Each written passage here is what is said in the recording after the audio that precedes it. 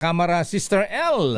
Ang bill para sa edukasyon at kaalaman ng mga kabataan sa West Philippine Sea isinusulong dyan sa Kamara. Detalye balita mo, RH12 Milky Rigunan. Mana Milky.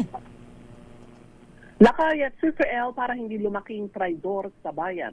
Ito ang layunin ng bill ng House Yangan sa ilalim ng House Bill 10587 o West Philippine Sea Education Act na akdamin na Deputy Speakers Paulo Ortega V at Jefferson Conghun kasama sina Representative Zia Alonto Adyong, Rog Gutierrez at Ernesto Junicio Jr.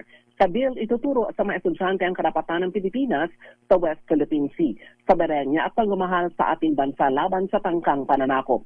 Paliwanag ng Yangan sa mga kabataang Pilipino ay hindi ligtas na mabiktima ng fake news at propaganda na nagkalat ngayon sa social media. Tungkulin ng pamahalaan na turuan sila ng mga totoong impormasyon at kaalaman sa ating mga karapatan at pagtatanggol sa ating soberenya. Git pa ng Yanggans ang bawat Filipino, lalo na ang mga halal na opisyal na hindi dapat maging traidor sa bayan. Anila, dahil sa patuloy na tensyon ngayon sa West Philippine Sea, dapat doon pa sinimulan sa ating mga paaralan ang pagtuturo ng katotohanan tungkol sa West Philippine Sea. Ako si Milky Rigunan nagulat para sa DZRH, una sa Pilipinas, una sa Pilipino. Daming